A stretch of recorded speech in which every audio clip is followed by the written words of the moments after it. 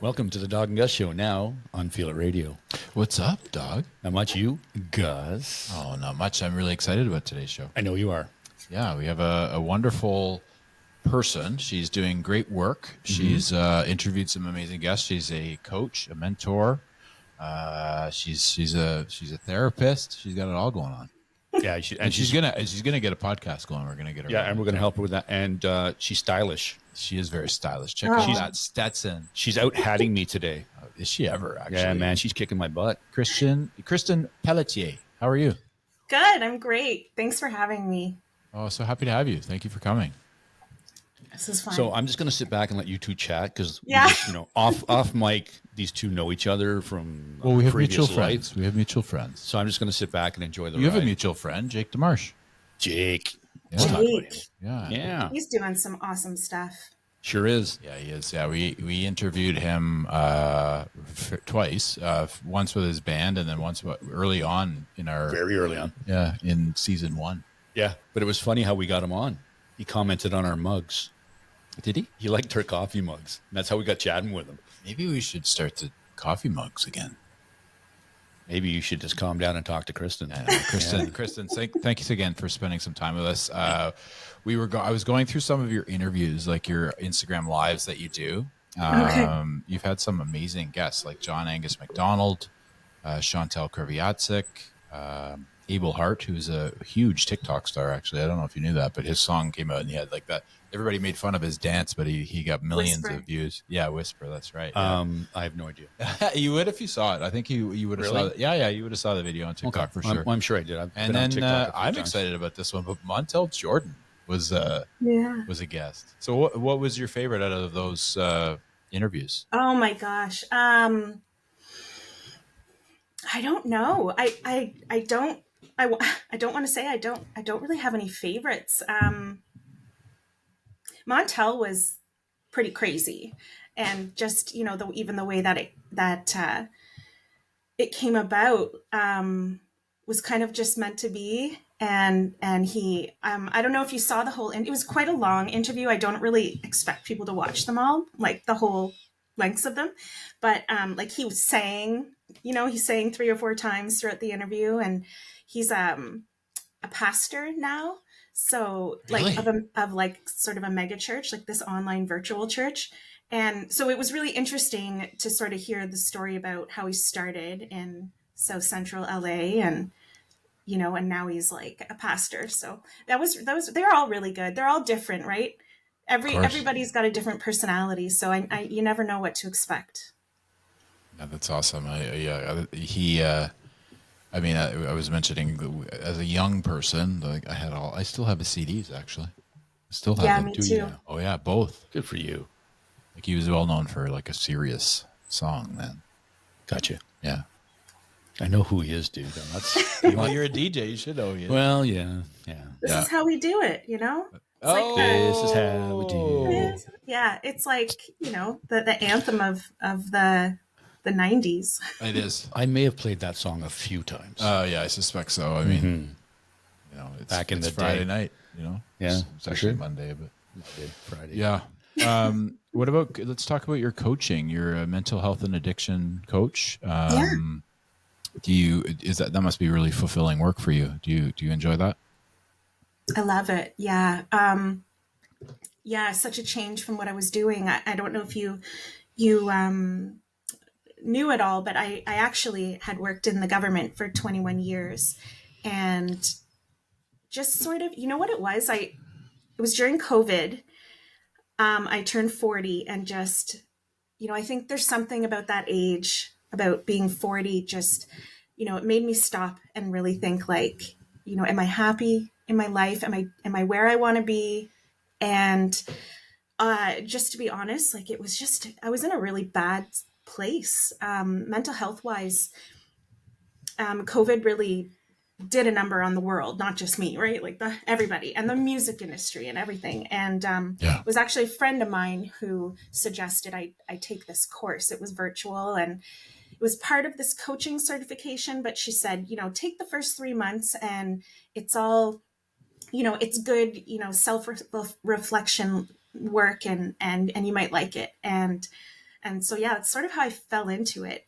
I had no intention of quitting my job in the government after 21 years and, becoming an entrepreneur. But I just fell in love with it. I fell in love with, this is my jam. Like, I love talking to people like this. Actually, I love talking one-on-one too. Like this is a little bit intimidating, but it's, like, I wake up every day and I can't believe that, I'm doing this and this is my life. Like, I'm so happy. And, yeah.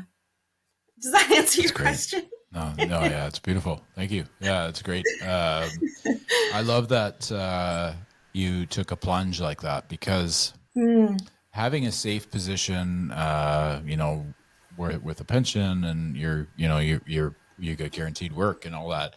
But if it's not fulfilling, like if you're bored or if you're kind of not into it, I find it very challenging. Like, I think you're just kind of, you're not whole, you don't feel like you are accomplishing anything. Is that kind of where that kicked in, and you kind of enjoyed talking to people, of course? Yeah, actually the timing of this interview is really, really interesting because, so the work that I was doing in the government, so I worked in national security. So I'd say the first like 18, 19 years of my career was, like working on the operational side of things. And then I moved very like dramatically to HR, and I was actually sort of working on like the cultural end of the organization. And for a split moment, I felt like, yeah, this is good. This is heart centered. I'm dealing with people. I'm helping to fix the problems. But in an organization that big, it just, cultural change takes so long, and it was so difficult, and I burnt out. I still have a hard time saying that. For some reason, it's like, even though I know it's not true, it's, for some reason, to me it feels like a weakness in some way. But we are like front page of the newspapers this week. My organization is under fire now because there's like, the PM came forward to basically announce, that he's astounded at the toxic workplace culture that exists, and there's like all these lawsuits, and it's just crazy. So, this week it's just funny, even not that I needed validation, but reading that, I kind of went, okay, I did make the right decision for myself. And also a little bit of relief that finally, we might get some real help in the building, because it's pretty bad. Oh, I didn't even know. I didn't realize it was that bad. Yeah. Why would the government be different than any place else in the world? It's true. Well, it's true. You know what I mean? It happens everywhere. Toxic environments, and burnout is like, I think, at a whole all-time high, with people just not hating what they're doing and where they are. So kudos to you for doing what you love, as opposed to sticking in a job because the money's good and you have a pension. And like, that's real ballsy to do that, for sure. Yeah, well, there's that. And also, when you said you felt like it was a weakness, I actually think it's a strength that you decided to realize that you needed to step back. And if you're actually burnt out, and to realize that some people just fight through it, and that's the wrong thing to do, unfortunately, I'm sure you see with some of your clients that you coach, especially if there's any addiction or if there's anything on the outside that nobody knows about. I think many people, fight through things, and they shouldn't. They should always talk to somebody, which is why I think your work is so fulfilling and so amazing. That's that you're doing what you're doing. Thank you so much. Are you a big Ted Lasso fan? Am I a big Ted Lasso fan? Oh my God. Yeah. I'm a huge Ted Lasso fan. I am, and I'm also more or less like a recent convert. Like, when I was getting ready to launch Safe Harbour, I reached out to some of my clients for testimonials, because they say put it on your website, it'll look good and give you clout. And one of my clients that I'd been with, she'd been with me the longest, wrote something along the lines of, Kristin is like having your very own personal Ted Lasso.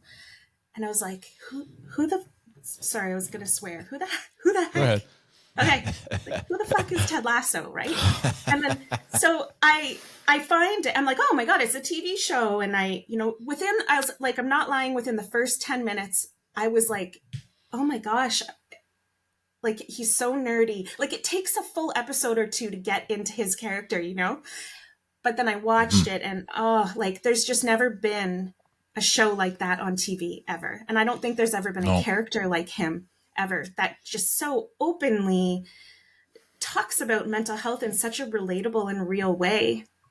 And so I actually had reached out to Jason Sudeikis, who's Ted Lasso. He wrote and produced Ted Lasso, and I don't like saying I was supposed to, but there was a very real chance that he was going to launch Safe Harbor with me and be my first interview, but it fell through. But a whole bunch of other like smaller characters from the show have been supporting me and sending in videos, and I have an interview with one of them coming up. He was also in Harry Potter, which is insane because I'm a huge Harry Potter fan. And so yeah, like I dressed up as him for Halloween this year. Oh, amazing. Have you watched it? I catch little bits and pieces of it on TikTok. I'm going to give you my Apple TV and you're going to watch it. Yeah, it's the best. It's literally... I would love to watch a full episode, but I just, like you said, I don't have that. I have Prime, and Prime is crap. But I'll give you access to my Apple and you got to watch it. I'm rewatching it. That's how big a fan I am. Oh, how many seasons are there? 3. 3? So... Oh, huge fan. I love Roy. That's like my... Pardon? What's that? There's a rumor that there might be some sort of spin-off. Oh, like maybe, yeah. I really like, like the show, like dog, you'll love it. It's funny, but it's also, you really, like she was mentioning, like Kristen was mentioning, is it brings up real things that are going on, and he does it in a way that is so, I find it magical the way he's doing it. Like I don't know. I think you'll love it. I think it's a great show. And I think that's cool that you got the reference that you're, because I saw your very own Ted Lasso and I was super excited to ask you about it. So thank you. Yeah. Should be something else that'll keep me up at night. Thank you. Pardon? Should be something else to keep me up at night. What? Another show? Watch another show. Yeah. Oh, but you'll get but this one is like, this one makes you think. It's good. Oh, I don't want that. Well, it's his quips, like his little. No, like I said, I've seen some clips on. And he's got the best lines. Yeah, I've seen a few that made me laugh out loud. And there's that, but also it's deeper than that. It's like they talk about homosexuality, they talk about mental health, they talk about relationship with your kids, they like distance. It's got it all, man. It's like, and it's 3 seasons, and you're like, why can't they just keep making this show every year? Because. Anyways, we could go on for Kristen. We can move on. We could take no. Any music references in there? This forever. No? Oh, the soundtrack is phenomenal. Then I'm in. Yeah, you'd be down with the music for sure. Yeah, you would love it. Yeah, dog's all about the tunes. I think one of the things I love the most about that show, and then we can drop it, but this is the last thing I can say about it. Nah. It's like he really almost in every episode sort of talks about the importance of, leaning in with curiosity instead of judgment, which is essentially, that's like the coach's motto, right? And that he teaches how, like, you never really know what another person is dealing with and what they go home to and the trauma that they've had. And it's such a healthy way to just look at other human beings, right? So... Anyways, and the timing was good. Like it was during absolutely it came out in COVID. Like it came out like, and everybody was. Obviously the COVID was the bad part of it, of course. But I think the people at home, like, and kind of stirring and getting. I think everything came to light and everything came up, and this show just sort of. I think it was perfect timing. I feel like COVID actually helped with that because people had a lot of time to think. You know what I mean? And it's in a good way and then in a bad way, right? Like, because you have all this time, you're alone, you can't go anywhere, you can't see anybody, you can't do anything. Yep. So you're evaluating your life. And then, some people, it was good, and some people maybe not so much. But like you said, perfect timing for the show to come out. That's right. Yeah, you'll love it. I'm going to send, remind me to send you that. Yes, dear. Music and entertainment industry. So are you a musician? You like to play music? No, like I never know how to answer that question. I'm not a good musician. You have a sweet Stetson going, but I played the djembe. I've played like nice. African drums since I was a kid. But and I have like my one claim to fame. I was probably, let me think, 18, 19 maybe. And I got to play with Sam Roberts 2 nights in a row at Barrymore's. That was when Brother Down came out. So I'm not good with my years, but that's probably the last time I played my drum. Really? You better pull it out and start practicing. I know. The djembe. I shouldn't let it go. Yeah, no, you could, maybe I think you found somewhere else to outlet your creativity, right? So yeah, it's great. And do you, what do you do for when you're not obviously working? Is there something that you like enjoy to do? Enjoy doing, I should say. I like long Your walks. English is very good. At least I have my red pen just in case I can just cross it right there and write it down. You can correct yourself. That's right. On that day. What do I like to do? I mean, I have 3 kids, so I'm a mom, like, first and foremost, and another benefit of doing this, right, is just being able to control my own hours, get them on the bus, be home when they get out of school, and but I'm a big traveler, and concerts, the past couple of years I've gotten into a couple of different bands, and I've traveled. I've gone out west a few times. I love the mountains. Traveling is a big happy place for me. Yeah. Traveling's important, I think, too, because you get to see different places. Yeah, I traveled out here today. It was great. You'll get out eventually. You traveled from Manotick to Manotick? Bay. He lives downtown. Yeah, it was nice drive. Okay. In the snow. It was like, what I find when you drive in a snowstorm is like being in Star Wars, man. Yeah. It was like I was in the Millennium Falcon, dude. That's right. Yeah, that's right. Yeah. Hit hyperdrive. Yeah. Sorry, Kristen. We nerd out sometimes. No, that's good. How do you guys know each other?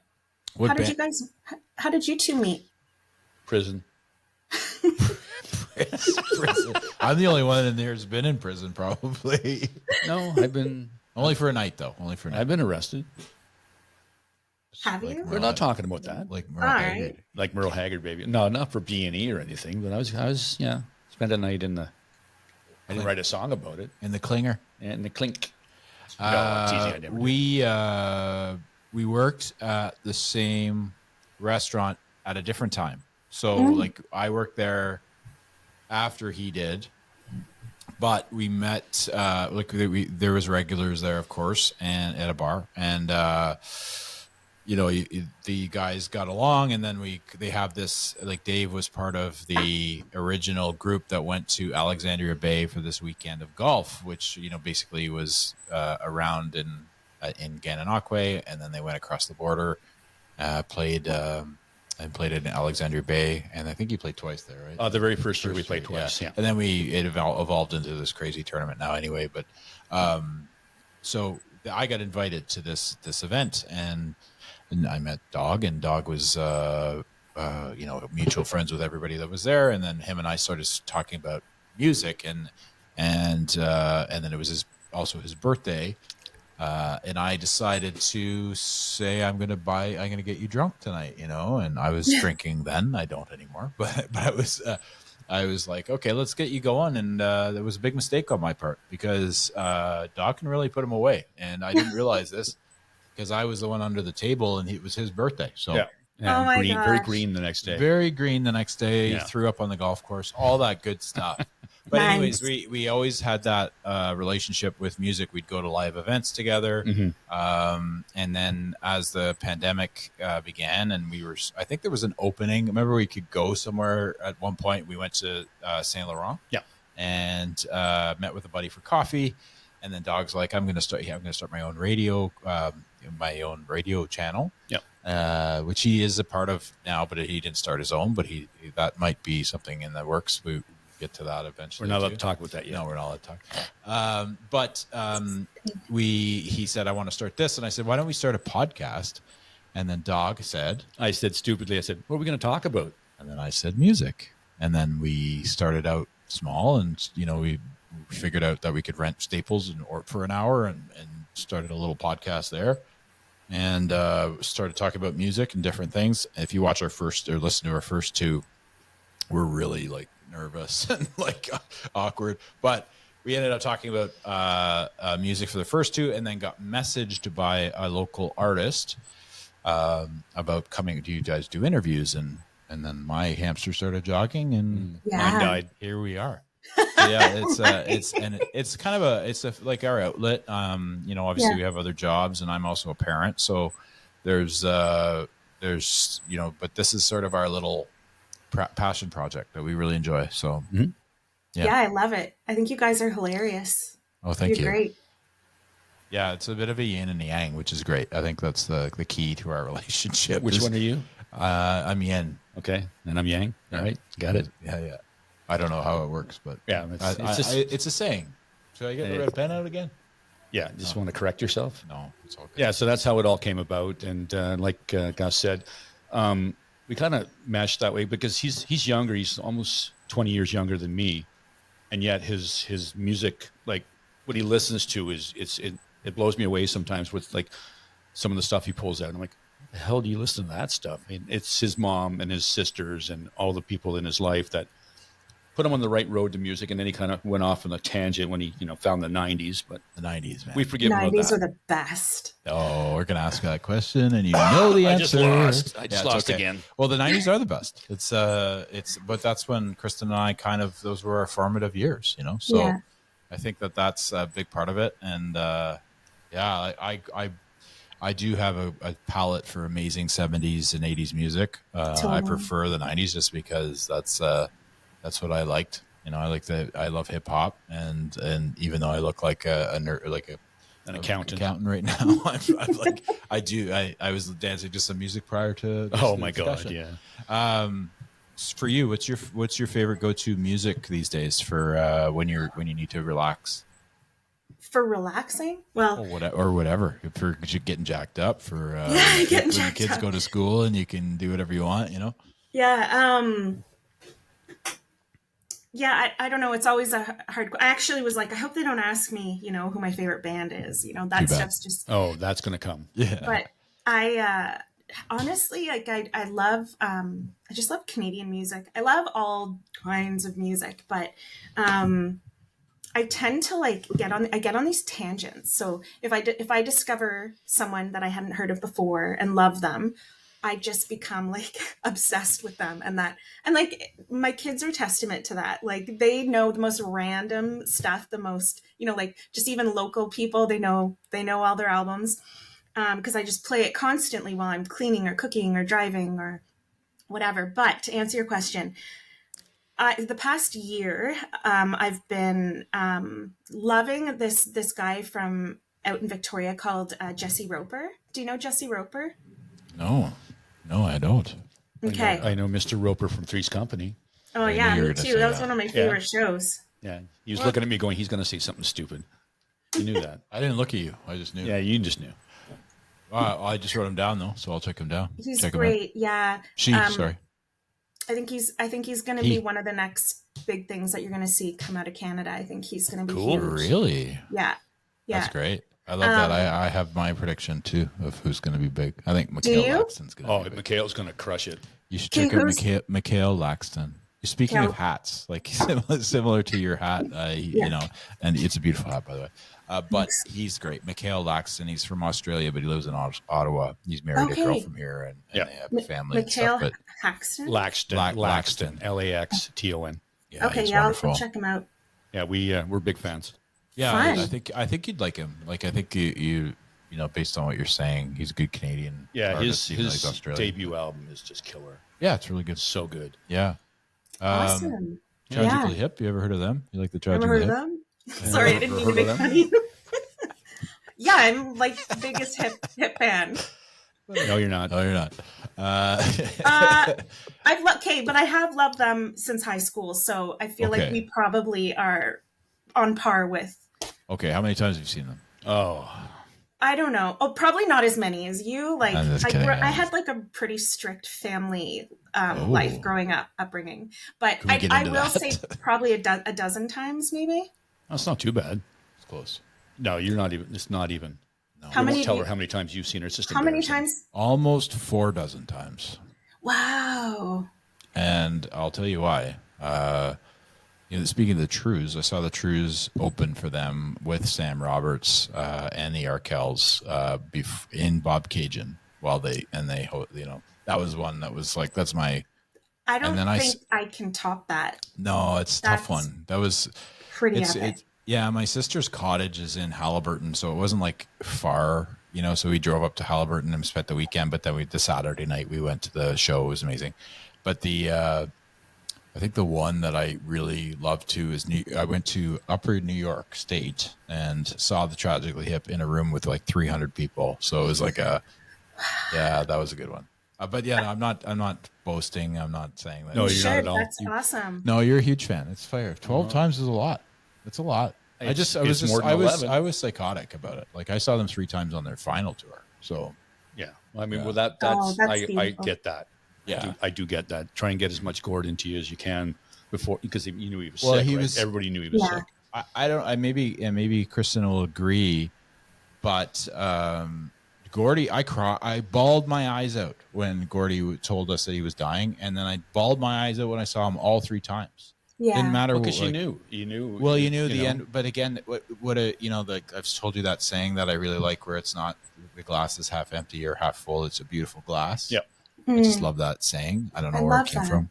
Yeah, thanks. It's not mine, but I do love it too. Yeah. And I'll send it to you actually. I was just about to write it down. I'm like, no, I will send. I'll send it to you. I'll send it to you for sure. Yeah.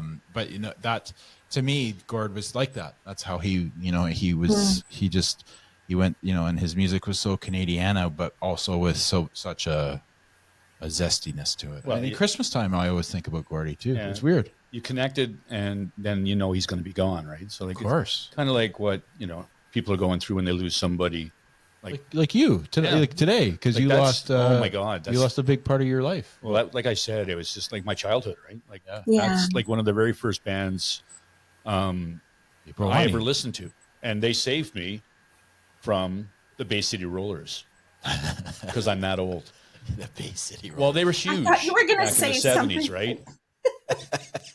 And the girls all loved the Bay City Rollers, and the boys loved the Bay City Rollers because the girls loved the Bay City Rollers. And you were like, I'm going April Wine. No, it was actually, April Wine and Alice Cooper that kind of got me away from that. That's cool. But don't you find, Kristen, like I'll ask you, do you find music is therapy? Like, do you find that it brings you places and it's everything, like you can remember where you were and what it is. And do you find it's therapeutic?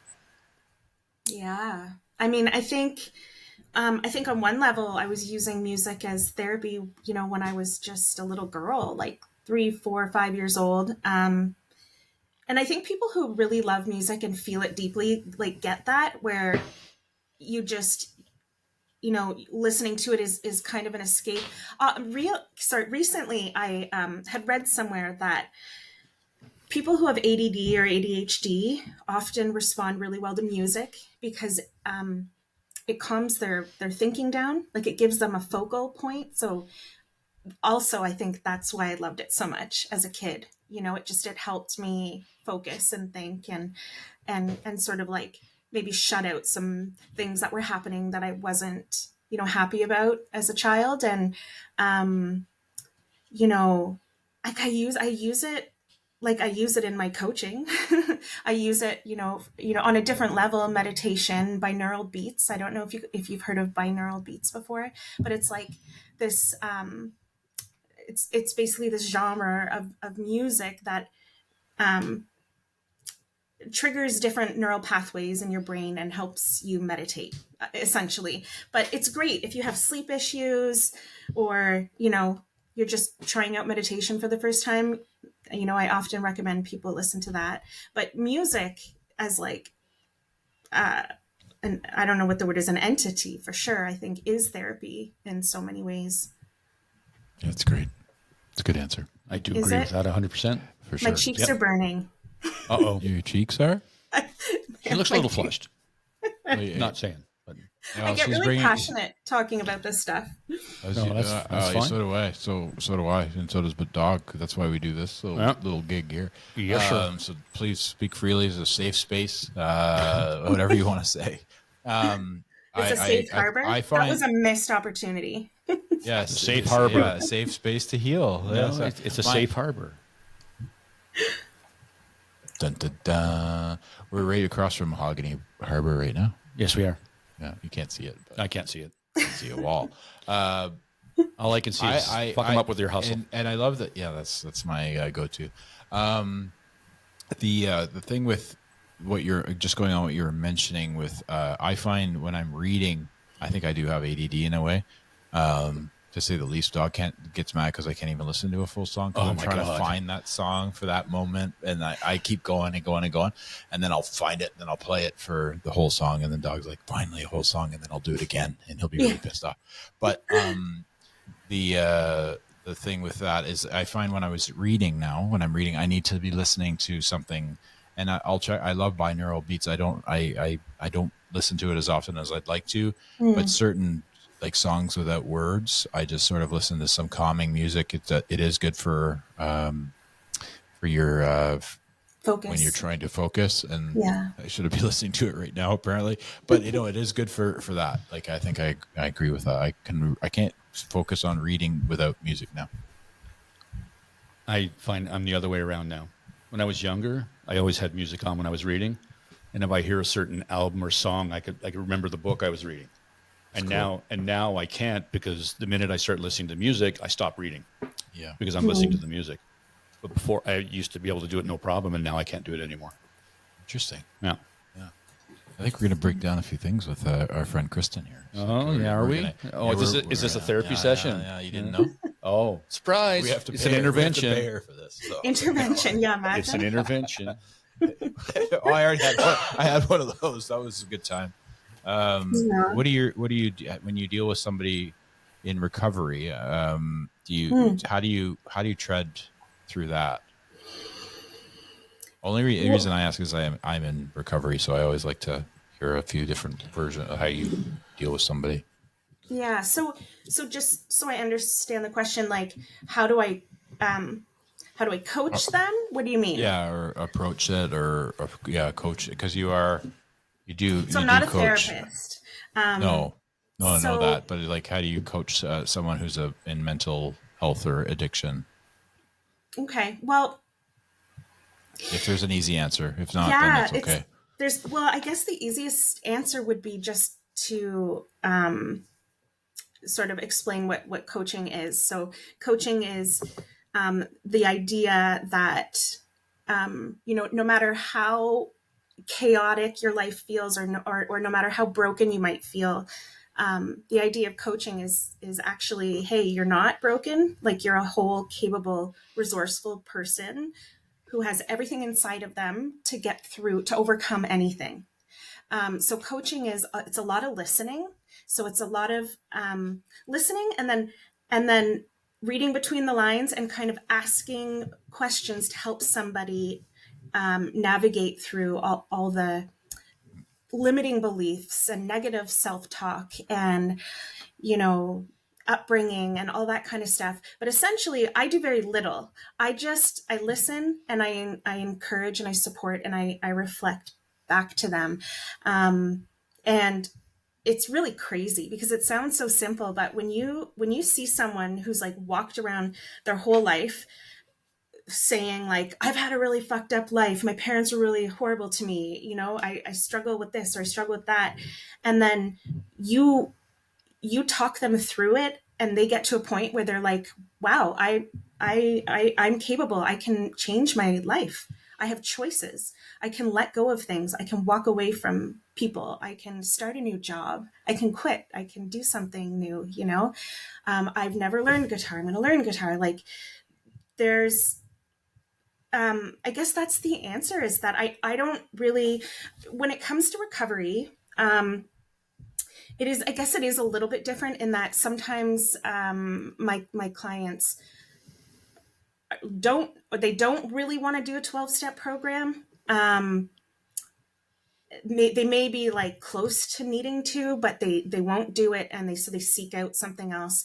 So there is a little bit of accountability that I play in this. So we have like check-ins, and I have like a crisis line for certain clients. So if they are feeling like they're about to make, they need a pep talk, then I can hop on with them and do that. But yeah, like the Serenity prayer is something that I use often. Did you go, sorry, I mean, that's super personal, but did you go through a 12 Go ahead. step? Did you go through a Yeah, 12 step? I went to AA. Yeah, Okay. I actually I did sort of started the 12-step program. I just sat my butt in the chair and I sort of stayed there, and that was more my thing. I was more interested in staying sober, and part of it was doing a few things. The Serenity prayer is like my everyday, all Yeah. day in my head, not just for sobriety, but just even in Life. life. Yeah, it's a wonderful prayer to say to yourself. And I did become a bit more religious and go back to my my youth. My mom's very religious, and we used to go to church and stuff. So I got away from it. I had a pretty bad trauma that kind of got, like, I was obviously on the road to being an alcoholic, I think already, just in my 20s, and I don't think I ever really loved myself the way that you would think that you should. And then I was 31, and then my brother died, and that was like a moment in time that I still go back to. I'm kind of I'm okay with the situation. It's never going to go away. But once that happened, I got really dark. Like, I kind of became very distant, and I would you'd find me in a bar by myself somewhere, and I'd be drinking and driving all the time, and I'd be dabbling with drugs, and just went from there. And then I kind of got a wake up call. I got arrested, and lost my license, and then lost my job, and took the bus to AA for 90 days straight, and saved Wow, my life, man. man. Yeah, it's but it's best. Like, people ask, what's the best thing that ever happened to you? Going to jail. And they said, what? And I go, yeah, it was the best thing ever. Because when I sat, I guess the hard thing to explain, and Dog probably, I mean, he did spend a night there too, but I think it was different. It was, for me, I found, the challenge of it was I was sitting there, and I remember just being in jail and looking at the door and knowing I can't open it and leave. Yeah. Really messed with me. It sort of like, that's when I knew I was like completely out of control, and this was proof. So that was part of it. And then, of course, I have a partner who has been with me throughout the whole thing, and she's amazing. And now we have two beautiful girls, which is wonderful too. So the one thing that I take pride in now is they're never going to see me in like drunk. I just will never, it'll never happen. I think they'll always be present and ready for them, whatever they need. Yeah. So it's all good things for me. I've heard terrible stories on the other end of it as well, but for me, it's the best thing that ever happened to me was to get arrested. Weird day. Yeah. It's crazy actually that your story, it's like this, I use this like story often in coaching, talking about addiction and referring to it as, addiction is the only jail cell where the keys are actually inside with you. That's a great, yeah, it's true. And that is like so much of what you just explained was just that realization of like, I can't get out. And then, so when I do get out, I'm making sure I don't come back, Yeah. That's so cool. And then the thing I take pride in too, sorry, Dog, you he doesn't drink either. So there's he has his own reasons, but I took the prideful thing for me is I took the bus at 35 years old to an AA meeting every day. And I just didn't, it wasn't like because I was in South Ottawa and I went to Westboro on the bus. So it wasn't like, one little ride. It was multiple. Yeah, I don't know why. Because I like that group was nice, and I wanted to be far enough away from my. You know, you go through these things, and you're like, yeah. But anyways, yeah, it was a turning point for me, and all for the best. I wouldn't be here. I think I'd be dead or somewhere. You know, I don't know. That's so inspiring. It's hard to say, right? But hard to say, but hey, I'm here, crushing it. Happy you're here. Yeah. It's great. Yeah, thank you. Sorry, it went off on my little. No, it's all good, my friend. Yeah, perfect. All good. Yeah. Now, do you think, like we talked about listening, you feel like that's a lost art? Because a lot of people I find when you're talking to them, they try, like they're not listening to you. They're hearing you, but they're not listening. Because like for the most part, when people are speaking, you're trying to interject what you want to say, but you're not taking in what they're saying. You find that true? Yeah. I mean, that was a huge part. Like coaching can have a bad rap. Okay. Or, you know, I think it's because the industry is exploding so much, but the unfortunate thing with coaching is that anybody can call themselves a coach. You don't have to go through school or get a certification. But I did. So I went through a 1-year long, very intensive coaching certification. And when I say it changed my life, I mean, it changed me completely.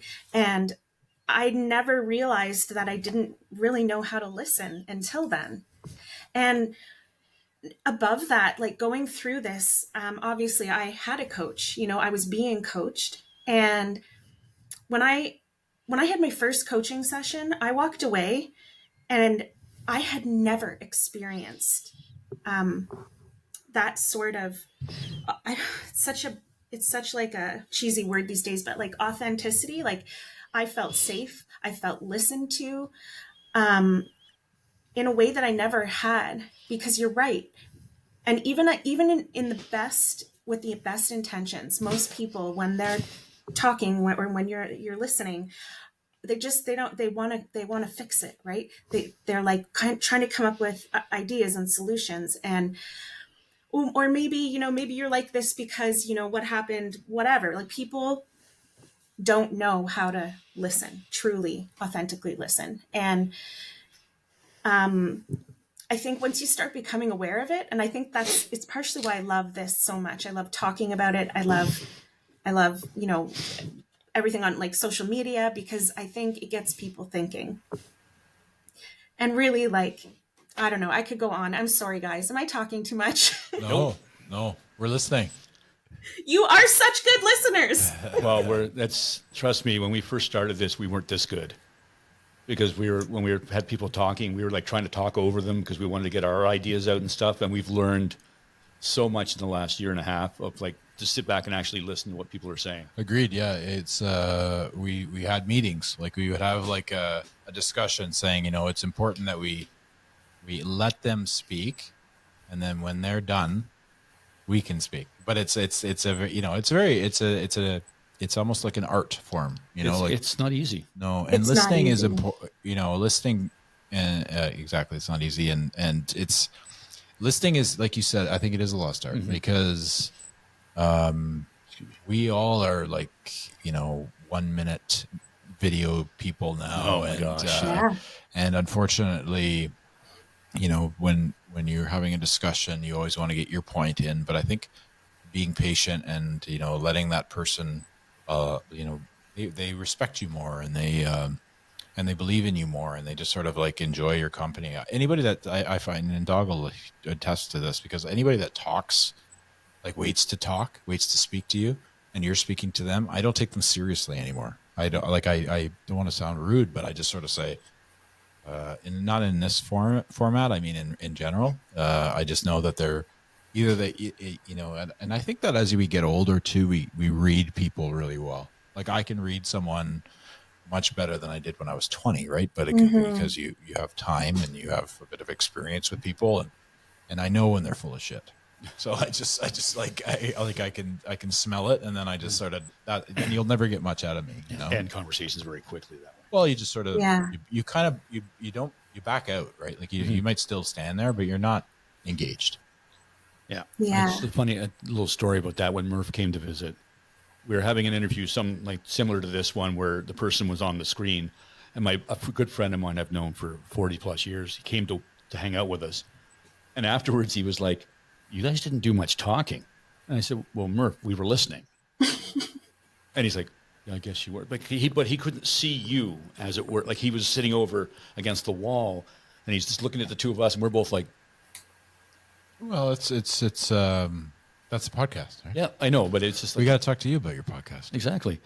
Yes. Eventually. I think you should do one. I think so too. If you need equipment, come use mine. Yeah. Yeah, you're very close. Yeah, actually, we'll totally chat offline because I need to do it. I'll be honest. It's this like, I probably need to be coached out of this, but it's like this fear maybe because of like, I'm looking at your fancy microphones. I don't have anything like that. And like, yeah. So, you slipped him a note. Yeah, he slipped. Yeah, I know. I was very, very no, like newsroom. He's going to leave just for a moment, so it's all good. Yeah, but the equipment itself is easy to come about, and you can use mine. Honestly, Kristen, like you let me know when you want to do your thing, and I can show you how to use all the equipment. It's cool. Not. It is, yeah. It's easy. The mics thank are like you. So the mics are like $100, Okay. and then the Rodecaster is a more expensive piece, but it is all connected. This is Riverside, so if you want to video it, which I suggest you do right off the bat, is easy. Yeah. So, yeah. So I was going to ask you actually what you thought of Riverside, because it seems like everyone's moving from Zoom and going to. Can you go? Could you do Instagram Live from this? Mm-mm. No, I think you can go to YouTube Live from this. Oh. But Instagram Live is still best done through the phones. I think that's what they're made for, right? I know. Yeah. And you do such a good job on that already. You could probably almost like keep the videos that you do and then just post them. Yeah. If you wanted to make that your format, but you could. There's so many great ways to do it now with these new technologies, and it's a learning process. Trust me. Yeah. As we get older, I know. You still look like you said 27.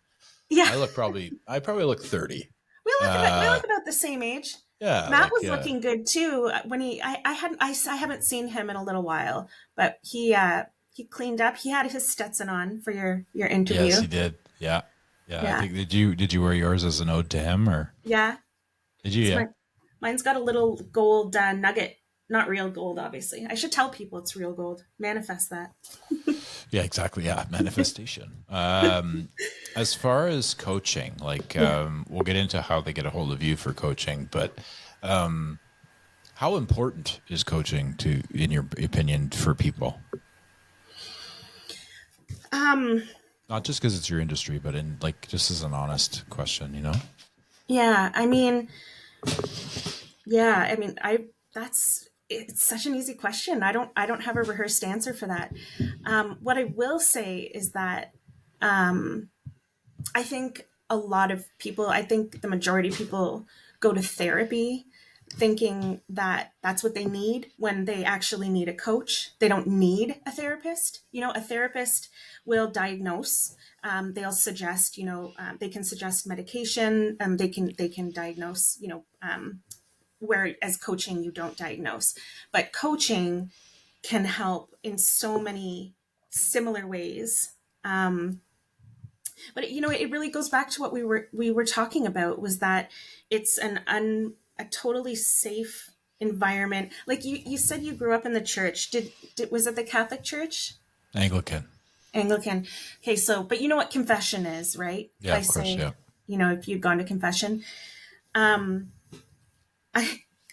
coaching can sometimes feel like that. Like it can feel like you've got a safe space to say all the things that are in your mind that you're ashamed of, that you just need to get out. And then once it's out, it's gone. Right. I should knock on wood or something. I have not yet had a client where I've said immediately or, into the relationship, I think you should see a therapist. I have talked to people who, have been, thinking about doing both. And then after, meeting with them, I've realized, okay, I will see you because you do have a therapist. Like if I see someone who's like in an active like fentanyl addiction, not that that's happened yet, but if I was to see someone with like I just don't want to say like heroin, I probably won't coach them, but I will get them the right help that they need. If, being in recovery is one thing, being super active in the addiction, a coach can't help you. No, You have to help yourself. So. This is, Yeah, that makes sense. It's a good answer for sure. Like we were mentioning how important coaching is. Yeah, I heard that question. So yeah, it's good. Like I do believe, the mark of a good coach is someone who has a coach, because it means they believe that much in the power of it. And you could say that for almost any profession, right? Like a good dentist is, I don't know, but. Well, they have mentors, I think. Yeah.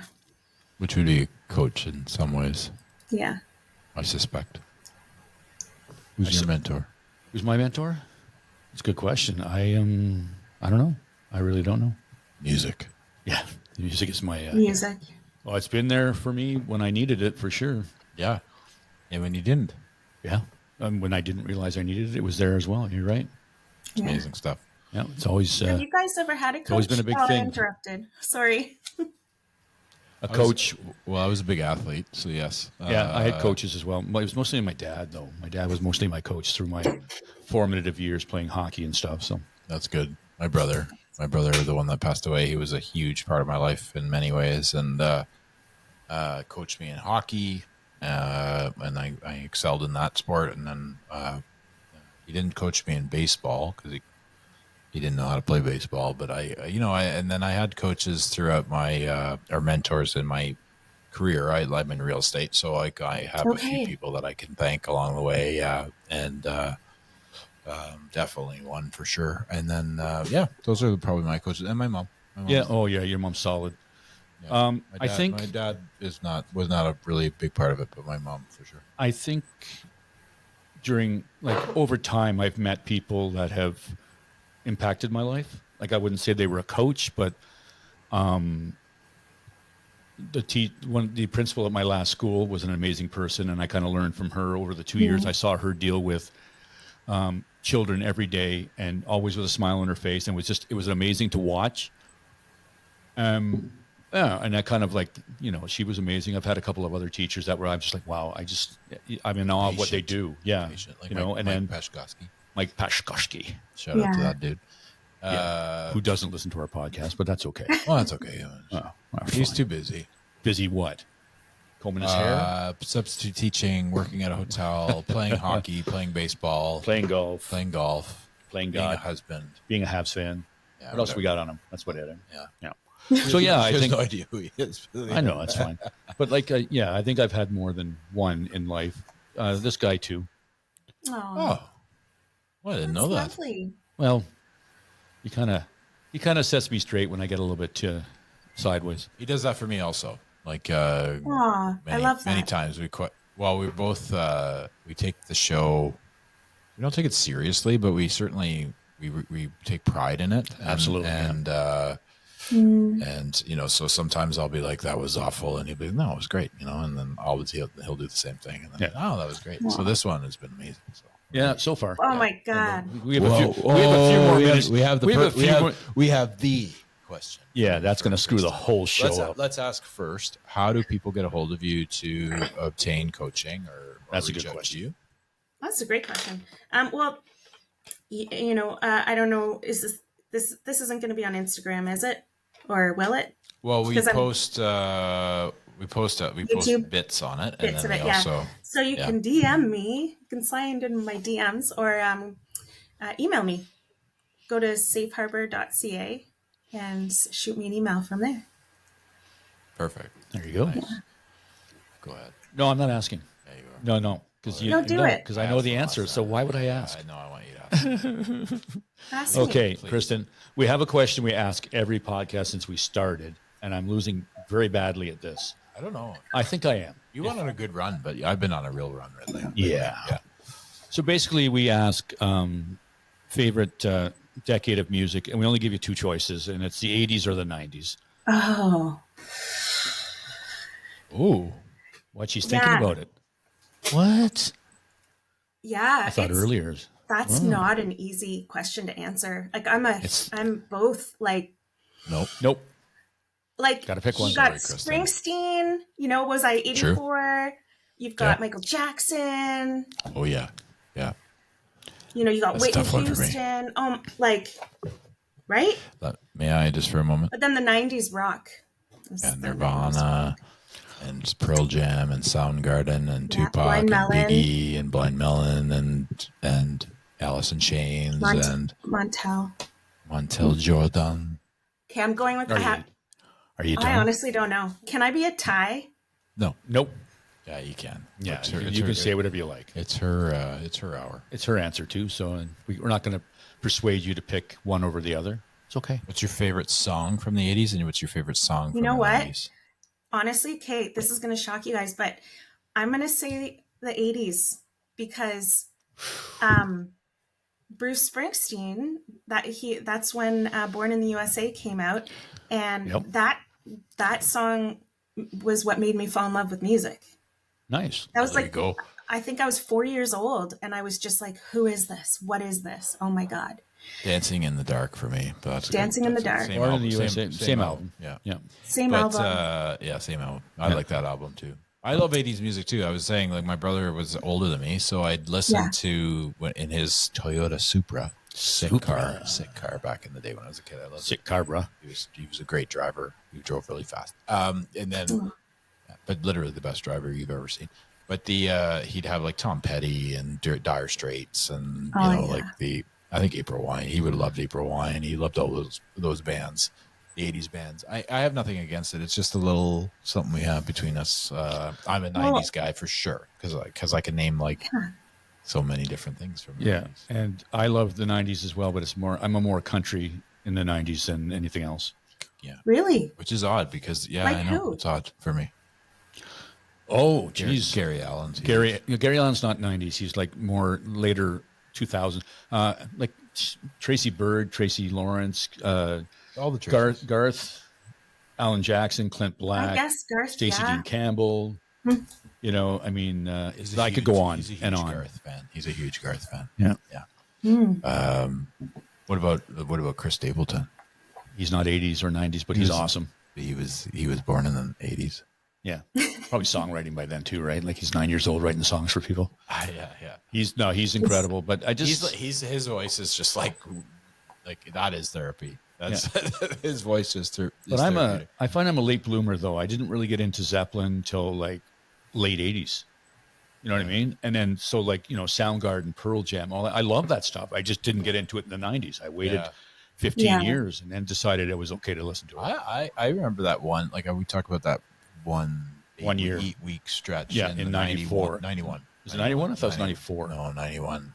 Where they Nevermind comes out and a Blood Sex Magic and there was a Mariah Carey album that came out. There was, Oh, I'm sorry. Well, was that out loud? Actually, in 91 of all the albums, Mariah Carey's album was the biggest. Was it? Yeah, and that sucks. I mean, what? She had like 5 number ones.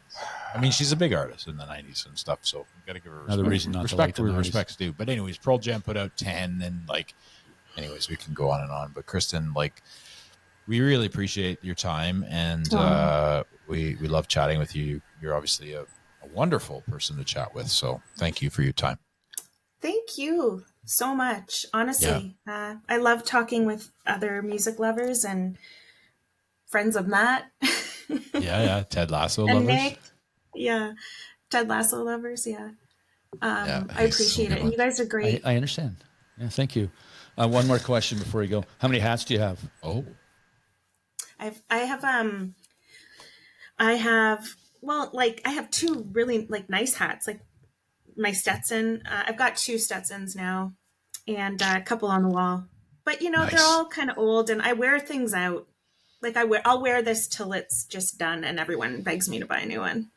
There you go. That's good. Nothing wrong with that. No, that's I keep them. The only problem is Stetsons are going to last. It's going to last a long time before they're going to ask you to throw it out. It actually looks better worked in. Yes. Yeah. It gets better and better. Like Connell's, like Matt Connell's was his serious. His was like, yeah, he's got some serious, and like he's got some serious lids. Sweaty. Yeah. Yeah, like my derby. That, your derby too. Like everybody wants. I have a sweet hat too that like is like I only bring out once in a while. He only breaks it out on special occasions. Yeah. I have a really nice cowboy hat, and I'm looking for my boots. They're going to come soon enough. Nice. I like lizard skin boots. Yeah. Have you ever do you have boots? Do you have cowboy boots? I did. Dog does for sure. I do. Yeah. Okay. I worked at Lone Star forever, so I had I had a pair that I got in Calgary, and then I for some reason sold them. We should take a road trip to Nashville and get new hats and boots. Yeah, we can do a live show at one of the stores. There you go. I like it. You guys should go to Nashville. There's a few people you could interview there. Yeah, exactly. That's what I mean. We could bring like a road show there. You should rent a studio for like a day, and then every artist that's there, we just interview. There we go. It's done. We're gonna do it. Just let me come with you. I'll just be like I'll be your coach on hand in case anyone has a mental health crisis. That's perfect. I like it. Let's do it. Yeah. We could all like write it off. Yep. If we do that. Let's do it. Seriously, I'm in. Yeah. I'm down. Thank Kristen, you. so nice to meet you and have a nice discussion with you. And we'll stay in touch with you for sure. I would love that. Yeah. Thank you. Let's meet up sometime in Manotick for coffee. Yeah. Like my office is right on Main Street. I'll talk to you after the show though. Yeah. And we'll talk. Sounds good. Thanks, Kristen. Awesome. Thanks, guys. Cheers. Bye. Stay here, please. Stay here.